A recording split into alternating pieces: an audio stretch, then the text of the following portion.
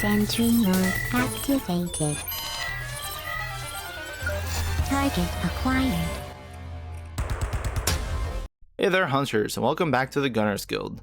Well, it looks like we're going to be expanding the guild to other games since I'm still doing Remnant stuff. Sorry, I kind of like the game. The Swamps of Corrosive DLC hit consoles today, so a lot of people will be headed to the Iskal Queen boss fight. I'm sure there'll be a lot of people who need some help on her, so today we're going to do a deep dive on her fight.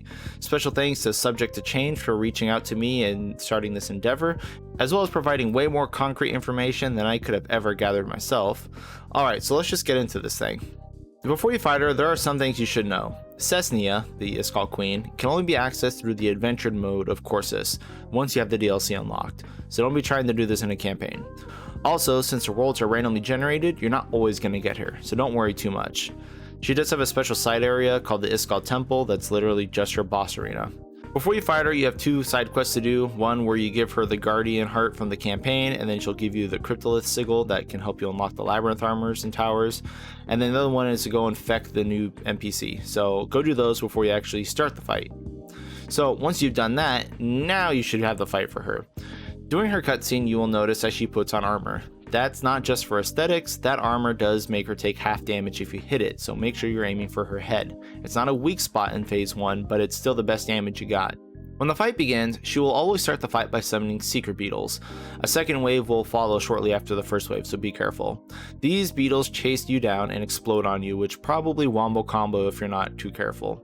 A random amount of these Beetles are going to be glowing, they're faster, just to fuck with you. You do have a few ways of dealing with these Beetles though. You can lure them and group them together and just shoot them all and they just explode and chain off each other. This takes some time to nail, but it definitely works. Just make sure you blow up the glowing Beetles first because they're going to throw you off. You can use summons like Iron Sentinel to just gun them down since they die in like one hit. You can use a high rate of fire weapon to just gun them down because they'll die in one hit. Or you can go the super cheesy route and put on the Hive Cannon specifically for this phase. Hive Cannon mod sets a pile of bugs that will destroy all Beetles as they get close to you. And better yet, if you use the mod right before the bugs actually touch you, you have enough duration to get through both waves of Beetles on just one use of the mod. So run in, shoot Cesnia really quick, get your mod, throw it down, you're good to go. It's kind of a waste just to use this gun only for this phase. It certainly works, and if it's actually upgraded it can do some damage, but if it's just kind of a waste still. So after this is when she actually starts attacking for reals. One of her attacks is the Corrosive Mortar. It's simple, her staff glows and she throws globs of acid at you. Usually she does this back to back, but occasionally she only does one glob. These globs leave behind corrosive pools that damage you and cause corrosion obviously. It's mainly used to displace you and get you to mess yourself up. You can sprint away from these globs or roll through them. You really shouldn't have any issue dodging these. Just remember where they are. They last about 12 seconds before they actually disappear, so just make sure you keep those in mind. You can use the corrosive pools to activate perfect dodge buffs when you roll out of them if you want to. Another thing to know is to try to lure these things out of the center area because you don't want to cross them. Cesnia also has a secret beetle bomb she can attach to you. She will wave her hand with a swirl of bugs, then you will see a beetle attach itself to your arm. Thankfully you can see this while you're aiming down sights, so it's kind of hard to miss. Just don't forget about it. Now the first time she does this, she will automatically detonate it with her next action. You will hear a cricket chirp and she will snap her fingers, which will cause it to explode. You absolutely must dodge this, so be ready. Don't try to use mods or consumables to lock you into animations when the beetle's on you. Now every time afterwards when she does this, she doesn't detonate it right away. She will do attacks in between. She can do just a random amount, so just be ready for her. This is the part of phase 1 where most people just get hung up. The beetle also causes corrosion, but honestly if you're playing on hard difficulties, it's just going to one-shot you anyways, so just dodge it. You have plenty of time. Occasionally she will charge her wings, which will be obvious because they glow and they should alert you. She can hold on to this charge and use it after any attack, usually when you're kind of in line to get hit. Now when she does this, she will send 2 waves of energy down the sidelines of the arena. You're going to want to stick to the middle once these things are charged. Hopefully you didn't lure all the acid globs into the middle. Now you can also bait her into using these wings by standing near the edges of the map and just roll when she attacks, just get her to do it. Now her last attack in this phase is her ground fissure, another simple attack. Her staff glows and she slams it into the ground. It will generate a fissure down the center of the arena and then explode. The wave does emit damage too, but it's a little bit more than halfway of the actual visual, so you can't touch kind of the edge without getting hit, but I wouldn't recommend getting anywhere near that thing.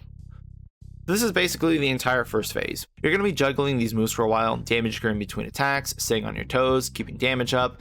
After you take about a third of her HP, she will shatter and she falls down to her knees and starts to transition to area 2. This is really more about half her HP because during this phase her head's actually a weak spot, so you're going to be doing 50% more damage, so it'll go by a lot quicker. When she does shatter, all the beetles will disappear, including any ones that are on your arms, so you don't have to worry about finishing up the ads. Now, as she transitions to phase 2, the screen will go blue as she sprays the room with paralysis powder. This will give you some time to swap gear around if you need to, so if you want to take off that hive cannon, now's the time. Another thing I would recommend is putting on the hunter armor to get extra damage on weak spots, because it actually does really good damage and you should always be hitting on the weak spot. Plus, the hunter armor is not heavy encumbrance, so it'll be a lot easier to move around compared to radiant or void armor. Anyway, she's going to jump down to you and slowly walk towards you, and you're not really going to be able to move in this phase unless you actually melee to move. Now you're going to need to shoot her face to break the trance and cause her to stagger. This causes her to fall to her knees again, and you can actually start the second phase for real. The second phase is way more direct. Cessnia will stand up and begin her attacks, and from here, it's just all wild. Her basic attack is a 3-hit combo. You can neutral dodge the first hit by just clicking space. You can sprint to the side clockwise to avoid the second hit and then just roll out of the third. Obviously you can just dodge all 3, but if you're fat rolling with heavy armor, that's not really going to be an option. So get used to neutral dodging that first swing. She can also cancel this combo early if you're too far away, so be ready for a different follow-up attack. Now often if you're close to her, when she does her follow-up attacks, it's going to be with this large ground slam AoE. It's a simple enough attack to see coming and dodge since it's just one large hitbox. Chances are you're not going to outrun this attack, just dodge it. She just slams her staff into the ground, easy peasy. It has a pretty good amount of recovery as well, so it's a good time to get some damage in. Now, depending on your position, if you're like at her sides or behind her, she will do a single swipe at you before she just flutters off. The side swipes can be ducked under if you're crouching her, luckily, but it should be easy enough to just dodge them. If you chase her down after she backs away from you, you can force her to do another slash, but that's kind of pretty risky, I wouldn't do it. Now, if you're watching her closely, if she flutters, it's her kind of enemy dodge she has, so it's got iframes, and she only does this if you're actually aiming at her. So she's going to move to the side and then immediately do a follow-up attack when she does this. Now if she flutters and puts distance between you two, there are 3 attacks she's most likely going to do. Her first is her ranged attacks, which are basically Moonlight Greatsword beams. Now depending on how far away you are, you can simply walk away from them or sprint away from these. Hell, you can even just duck under the lips of the ones that are raised. But the closer they are, the more dangerous they become, so just dodge them if you can. She always does 2 beams and in the same orientation, with the first one being raised on the left side, which makes it safe to avoid if you're just moving clockwise. Now the second attack she does is her ground fissure, identical to the same one she uses in the first phase. This attack tracks a little bit in this phase, so try to sprint to the sides as she's doing it to avoid the initial line that comes out, and then it explodes, so you want to dodge away from that. Light encumbrance will let you just dodge both parts of the attack easily enough, but heavy will need to sprint then roll, so keep that in mind. The last attack she does here is the charge dash. This is pretty easy to see coming as she will crouch, hold her scythe to the side, and then dash through you. Don't try to sprint out of this one, just dodge, it's going to track you. Afterwards, if you're close, she will often follow up with a ground slam AoE, so be ready for that. If she dashes past you and you're too far away to get hit with a ground slam on the follow-up, she's most often going to just jump at you for a quick slash.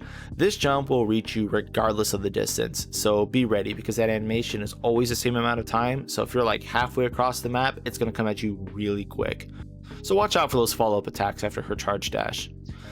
Now, very, very rarely when she crouches like she's going to do her charge dash, she will cancel out of it and throw her scythe at you, which will spiral out and constantly hit you, which is just going to gut you. And then she jumps to catch it and then continues the twirl. First off, this attack is scary as shit. Also, I say very rarely because I've literally only seen her do it like twice. My advice is to just keep dodging to the sides as she's doing her dash to attack and just hope she doesn't catch you with this. Okay, almost done. Now, once you're in the bottom 25% of her HP, you can cause her to stagger again by continuing to shoot her face. Now, you can only cause this trigger if you're hitting her while she's idle or walking. During another animation, it's totally safe, it seems. If you stagger her, she will jump into the air and start attacking you from there. She can do her Moonlight Greatsword beams from here, which are still in pairs and pretty easy to dodge while you're just strafing. She can also charge her scythe and flick it at you, causing a wave of energy to basically instantly spawn on you. It's very fast, but you should be able to see it coming and just dodge away from it. And then finally, she will throw her scythe, which does explode when it hits the ground, so definitely need to dodge, don't walk away from it. She will then crash into it and retrieve it, which again is another explosion, so don't stand anywhere near it or her. Now from there, she's going to resume her normal phase 2 antics, so you better wrap up the fight real quick like. This is a lot to take in, I'm sure, but there's one last thing you need to know, which is her alternate kill, which all world bosses have. After phase 1, when she sprays you with paralyzing powder, you can stagger her and then drop a stalactite on her to insta-kill her. When you enter the area, you can see 3 poppable rocks from the ceiling. Below them, you can see drips of whatever in the pools.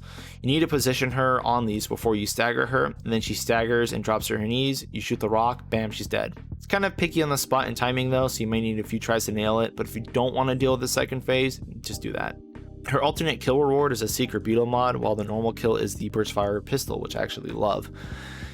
That's basically the Iskal Queen fight. It's just a lot of attacks, and it's more like a Dark Soulsy boss fight. You just gotta keep dodging and be ready, and don't overcommit to anything. She's a great addition with the DLC, and is by far my favorite fight in this game. If you guys want to see me do any other boss breakdowns or anything like that, guides of that sort, let me know. I'm kind of interested in just keeping on this Remnant stuff because I'm just in love with this game right now. So thank you all for watching, and good luck out there, hunters, and whatever you may be hunting.